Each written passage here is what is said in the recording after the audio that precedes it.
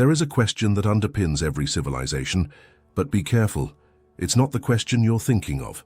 Asking whether God exists can be a trap, a perfect binary debate designed for endless battles that lead nowhere. Today, we're not asking that question. Today's question is, what was God created for?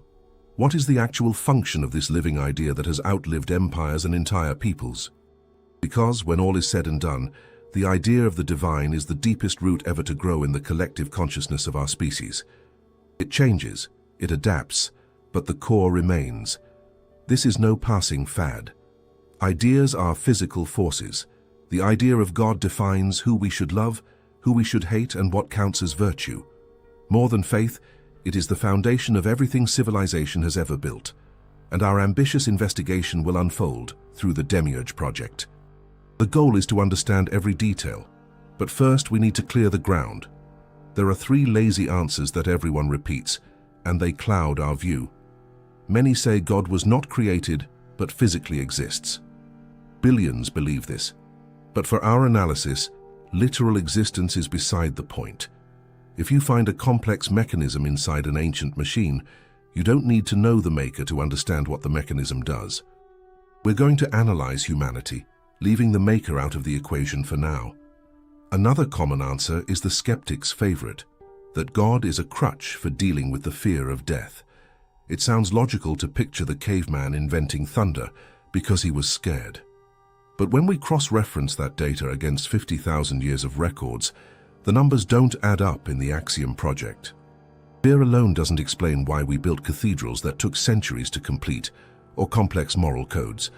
A society that used religion merely as comfort would have been devoured by societies that used it as a tool for organization.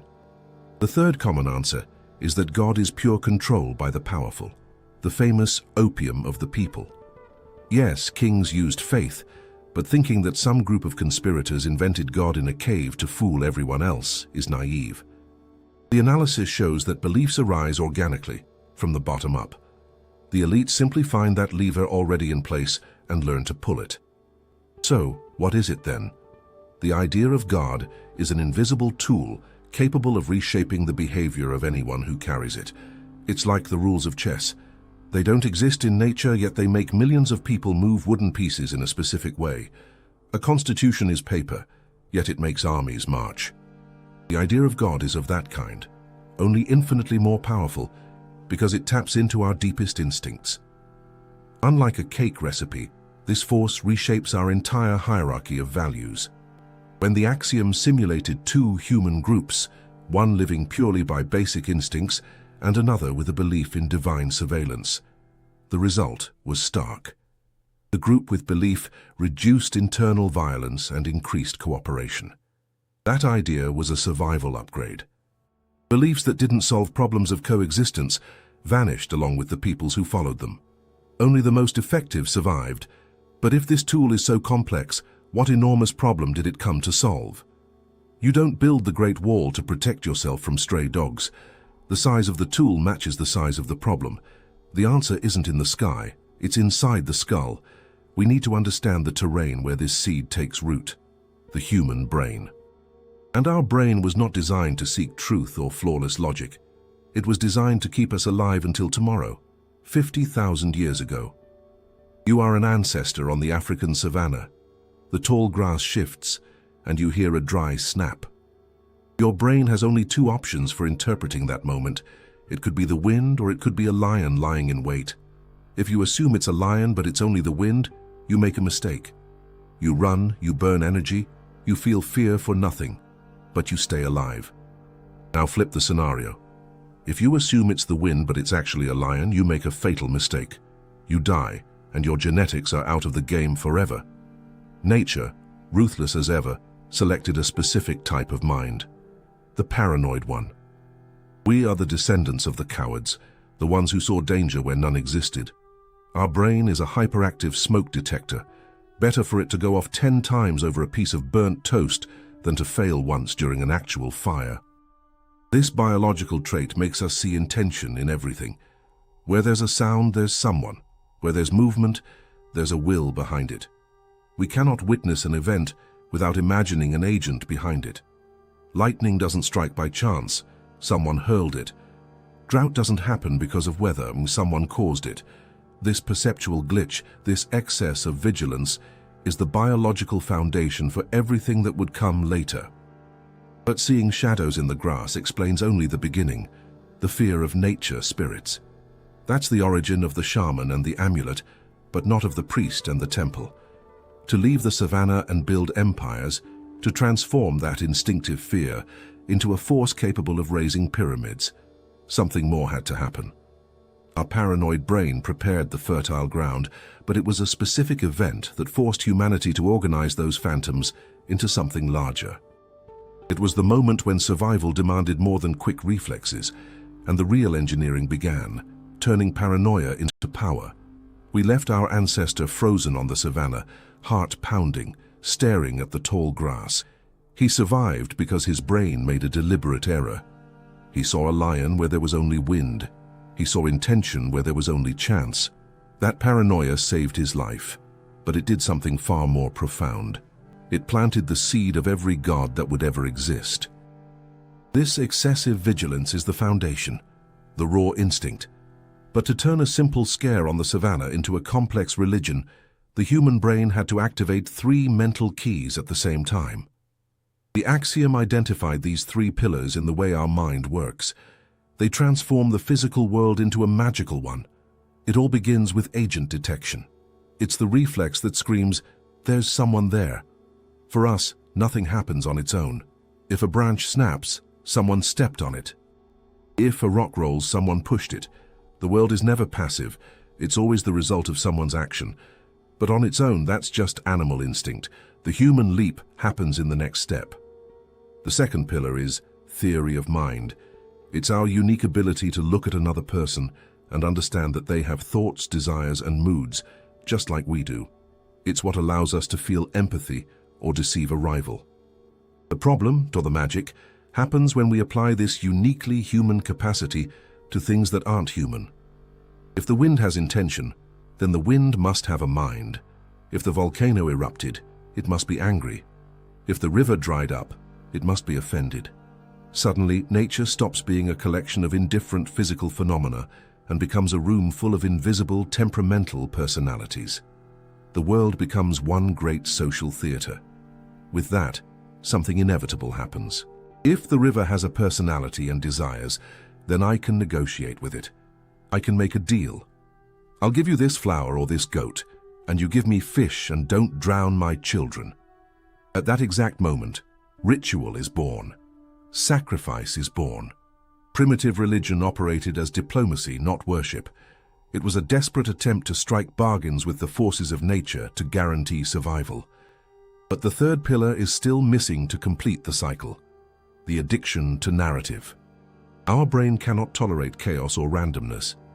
Studies show that the human mind falls into deep anguish when confronted with unconnected events. We need a story that connects the dots. A prolonged drought followed by a plague in the tribe. Those are not 2 random events to our minds. They are chapters of the same story. We offended the water spirit, and now he's punishing us with disease. We create a plot of crime and punishment, of moral cause and effect. This brings immense psychological relief. Even if the story is frightening, it's better than chaos, because if there's a cause, there's a solution. If we were punished, we can ask for forgiveness. Myth restores the illusion of control.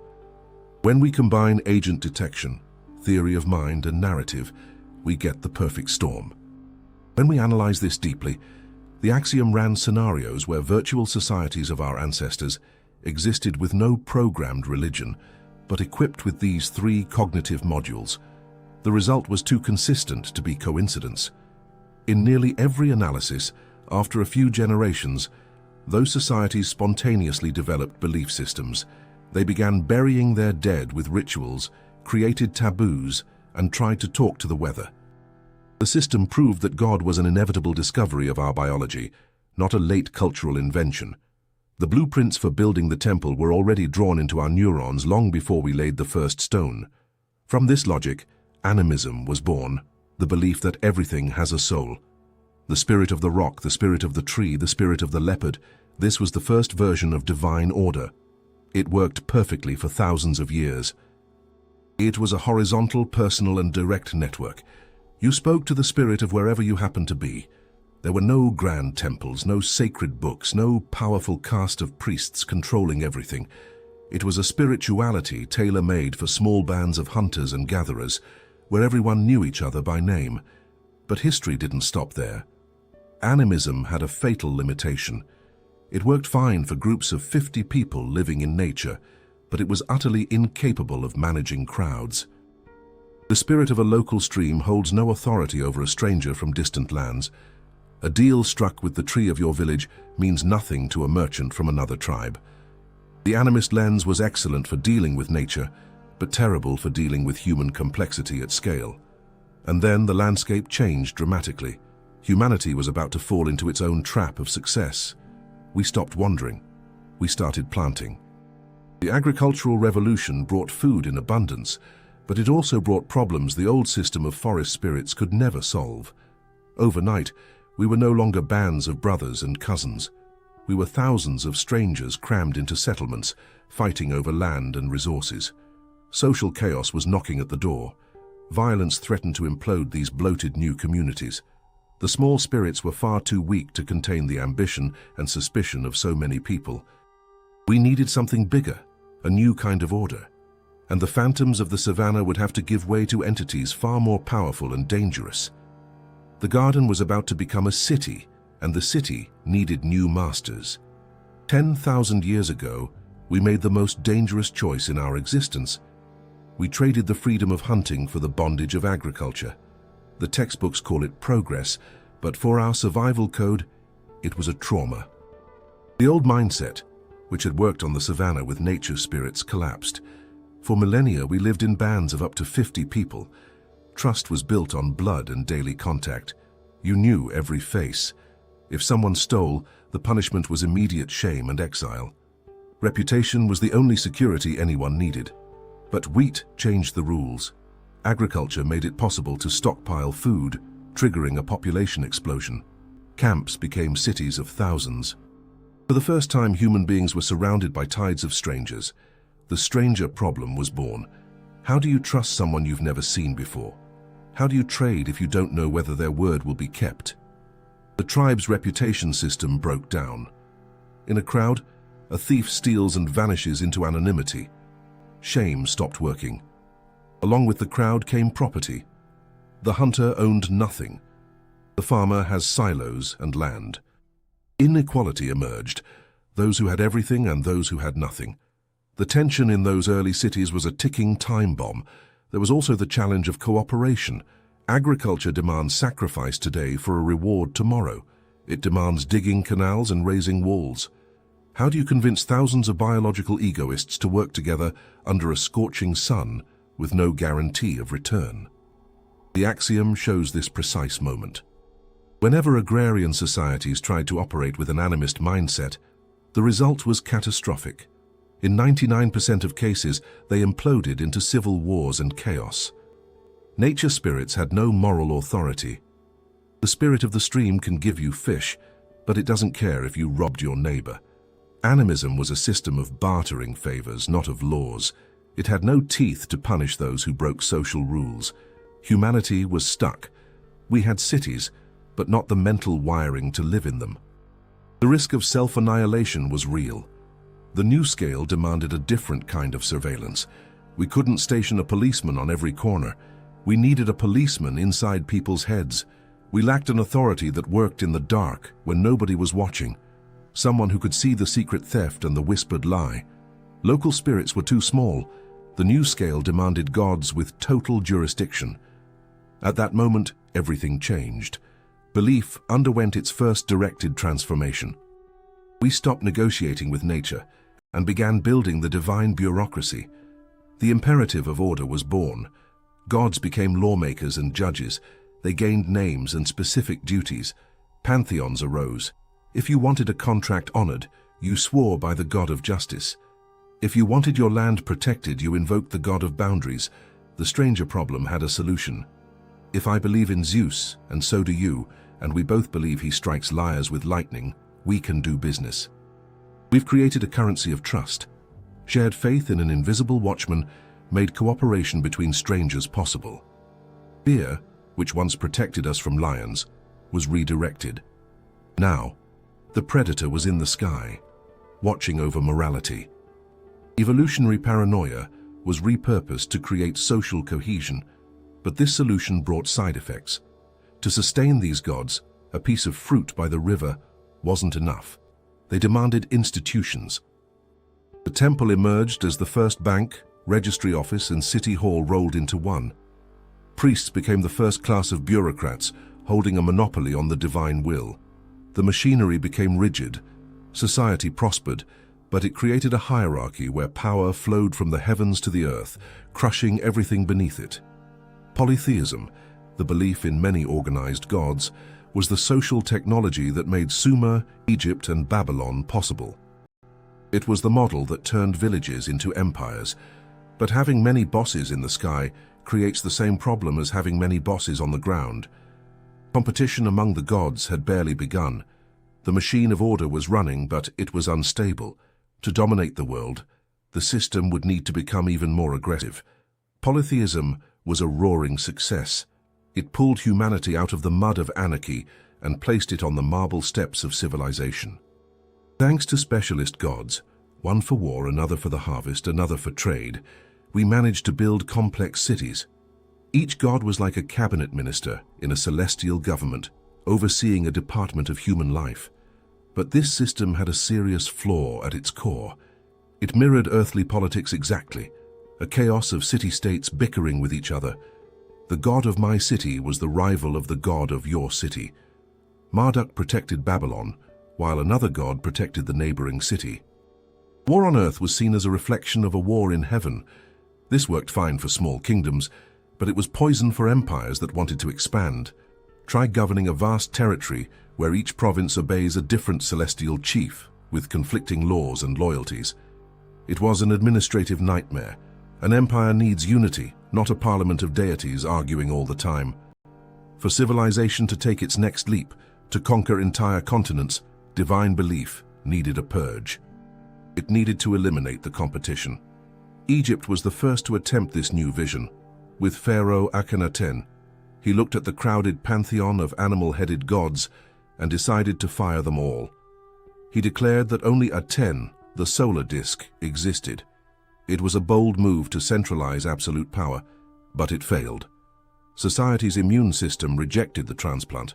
The old priests were too strong, and the people weren't ready to abandon their longtime protectors. Akhenaten was erased from history. But the idea, the virus of a single god, did not die. It found an unlikely host in a small nomadic tribe in the desert, squeezed between superpowers, the Hebrews. Ancient texts reveal something few people notice. In the beginning, their god, Yahweh, was not the only god in the universe. He was merely the god of that specific people, a jealous god who demanded total loyalty in exchange for protection against the neighboring gods, like Baal or Moloch. It was a military exclusivity contract.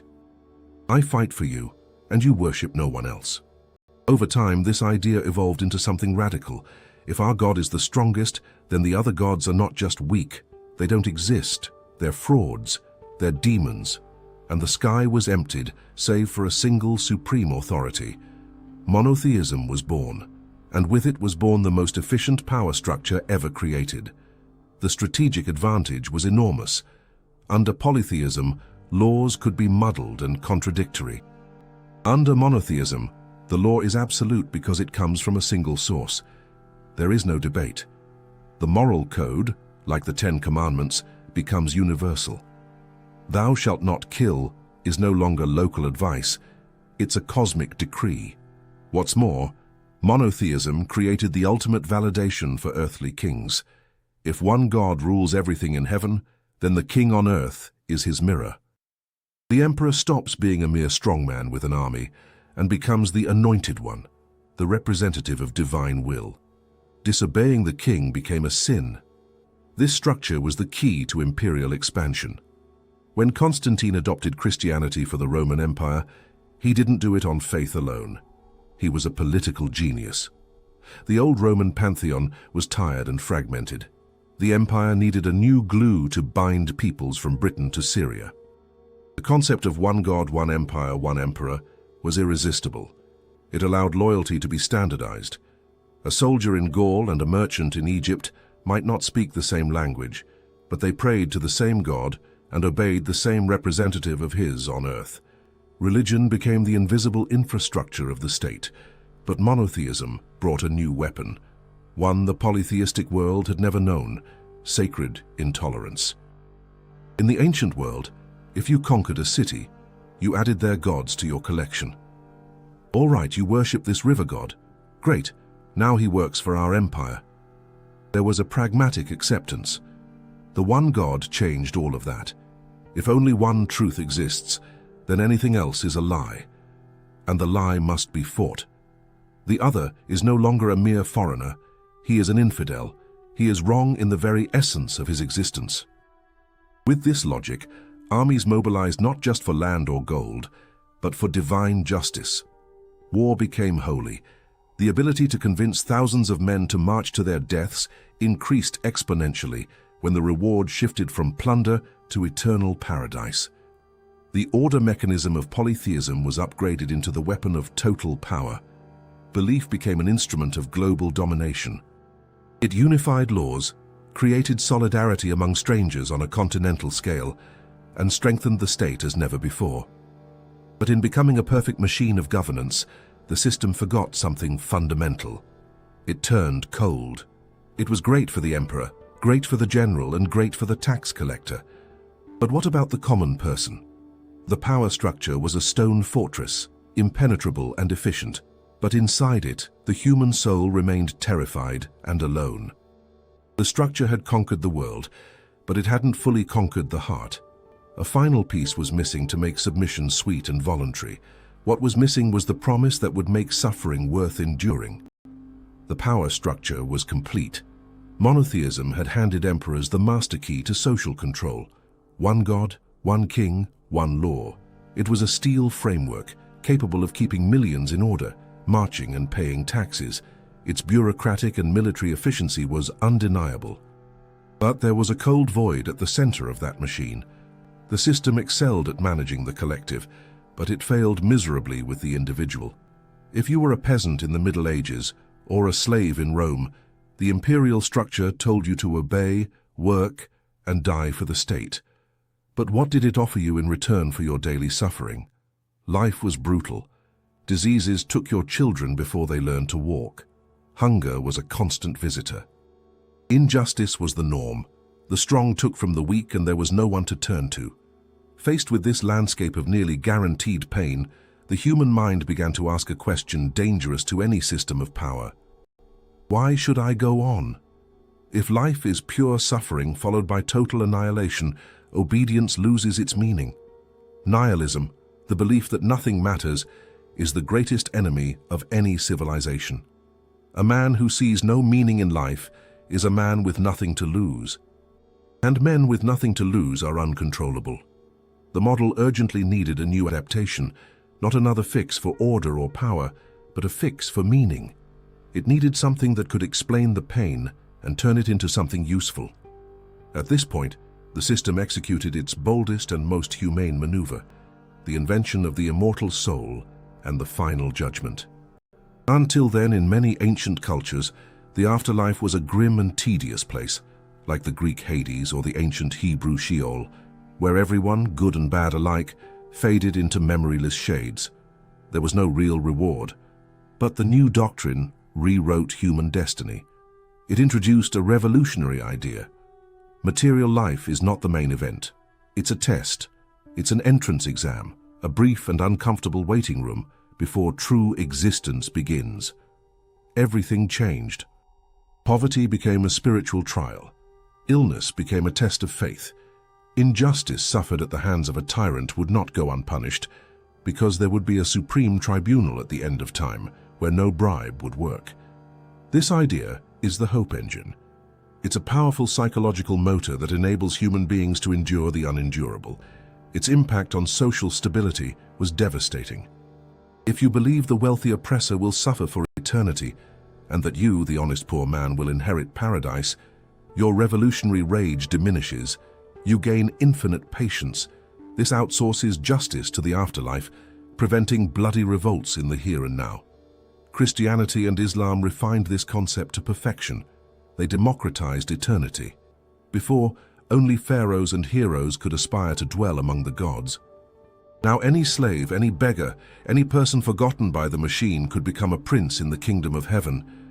All they had to do was follow the code. From this was born a loyalty that no sword could compel. The Roman Empire could break the body of a martyr, but it could not break his will, because the martyr was operating under a logic where death was a promotion. How do you defeat an enemy who believes that dying is a net gain? You don't. The axiom identifies this moment as the point where religion completed its total invasion. It already controlled fear on the savannah, cooperation in the first cities, and politics in empires. Now it controlled hope, and the deepest fear of all, the fear of ceasing to exist. Death, the ultimate biological terror, was repackaged and sold. Don't fear death. Fear what comes after it if you don't follow the rules. Hell became the ultimate sanction, the invisible whip that kept everyone in line even when the imperial police were asleep, and heaven became the unreachable carrot that kept everyone pulling the cart. This construct gave human life a narrative arc. You are no longer a biological accident in an indifferent universe. You are the protagonist of a cosmic drama. God is watching you. The universe cares about your moral choices. Every action you take reverberates through eternity. This fills the existential void with a comforting weight. And so the cycle was complete. The idea that began as a perceptual error in the tall grass of Africa had become the bedrock sustaining the psyche of billions. It shielded us from chaos, allowed us to build wonders, gave us kings and laws, and finally, gave us a reason to get out of bed on bad days. But today, in the 21st century, something new is happening. The environment in which this belief lives has changed dramatically. Science began explaining thunder, medicine began postponing death, and democracy began questioning divine kings. The old model is facing its greatest challenge. We are living in a world that is trying to uninstall the very foundation that brought us here. The big question now is whether we're ready to live without it, or whether the system will crash. We are living through a unique and dangerous moment in the history of our species. Over the past 200 years, a portion of humanity decided to attempt something unprecedented, maintaining the framework of civilization without the central pillar that held it up for millennia. We are attempting to remove God.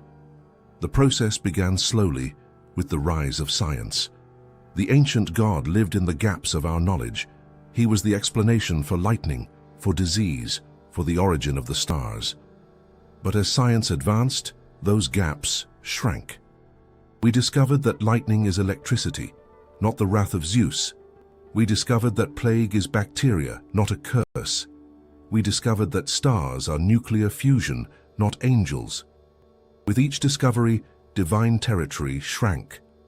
The magical world, brimming with spirits and intention, was replaced by a mechanical world governed by cold, indifferent physical laws. The universe went mute. It stopped talking to us. For the axiom, this triggered a critical red alert. Our biological instinct hasn't changed. We remain the same paranoid primates from the savannah, desperate for patterns and meaning. Our mind cannot tolerate a vacuum. It was never built to stare into a meaningless abyss and stay calm. When we removed traditional religion, we didn't become purely rational, logical creatures. That's an illusion. What happened was a transfer of charge. The need to believe, to belong, and to have a sacred purpose had to go somewhere. The old model wasn't erased. It simply found new servers to thrive on. The secular religions had arrived. If God is dead, something must sit on the throne, because the throne cannot stay empty. In the 20th century, we saw exactly what happens when we try to fill that hole with human ideals. The great political ideologies were not purely rational movements. They were religions in disguise. Communism and other mass movements copied the monotheistic blueprint exactly. They had their prophets, their sacred books that could not be questioned, their rituals, their saints, and their heretics. The promise of paradise was brought down from the heavens to earth, the social utopia. Judgment Day became the revolution. Original sin became private property or corruption of the bloodline, depending on the ideology. The fanaticism that once fueled the Crusades now drove political armies. The real danger is that secular religions are far more lethal than traditional ones. Ancient religions promised perfection in the afterlife. This created a safety valve. You accepted that the world here was flawed and imperfect. But the new political religions promised perfection here and now. They promised to build heaven on earth. And to build heaven on earth, fanatics feel justified in turning the present into a living hell for anyone who disagrees. If utopia is just around the corner, any sacrifice is valid. Any violence is permitted to speed up the arrival of the glorious future. But don't think this is ancient history.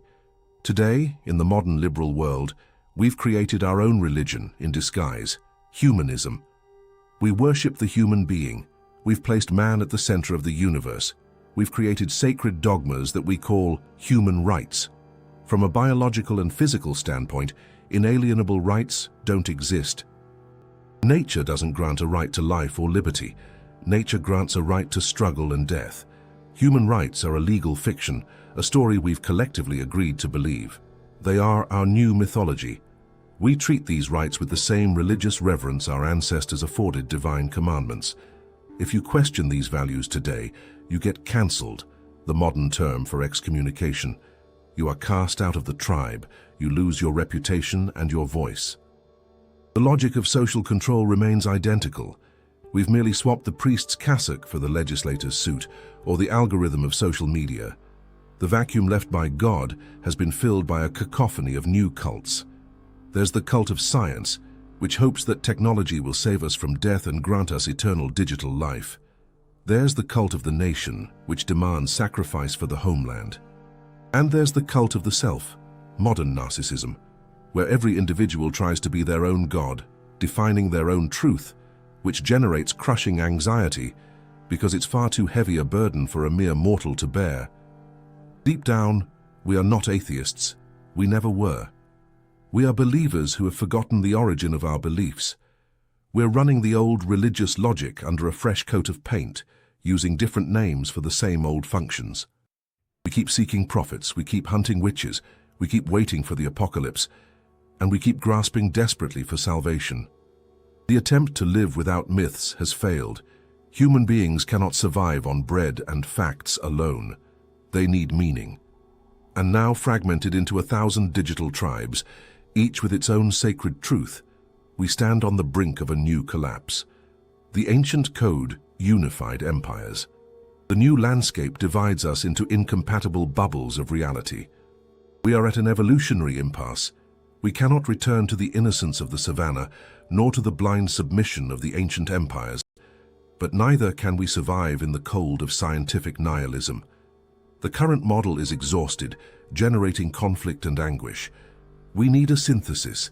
We need to understand the mechanism so that perhaps for the first time we can consciously rewrite it. The final question is not whether God exists, but what we're going to put in his place that won't destroy us in the process. And the answer may lie hidden in the one part of the system we haven't explored yet. This journey through the most complex story in human history reaches its final point. We've traced the path from the first chill down an ancestor's spine on the savannah to marble cathedrals and mass ideologies. We've seen how fear became ritual, how ritual became law, and how law dressed itself in eternal hope. The concept of God brought us here, saving our species from extinction and chaos, but charging a steep price in obedience and blood.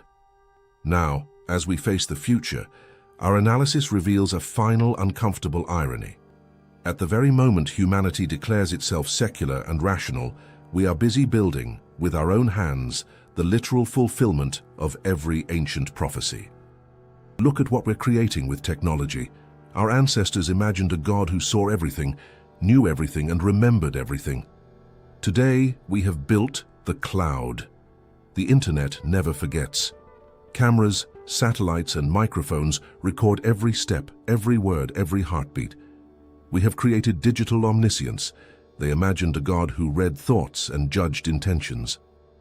Today, predictive algorithms know what you want to buy, who you'll vote for, and who you'll fall in love with before you even know yourself. They analyze your secret fears and your hopes to feed you content. We have created algorithmic judgment.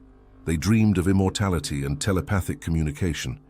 Today, biotechnology promises to extend life indefinitely, and the neural interface promises to connect minds to machines. We are turning the old myths into engineering. Without realizing it, we are trying to sit in the empty chair in the sky. Humanity didn't kill God to be free. It killed God to try to take over his job.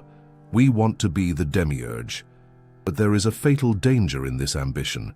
We are acquiring the power of gods while keeping the brain of paranoid primates from the savannah. We have nuclear weapons and artificial intelligence controlled by Stone Age emotions. We have the power to destroy the world, yet we are still driven by the same tribal fear, by the same need to belong to a group and attack the other.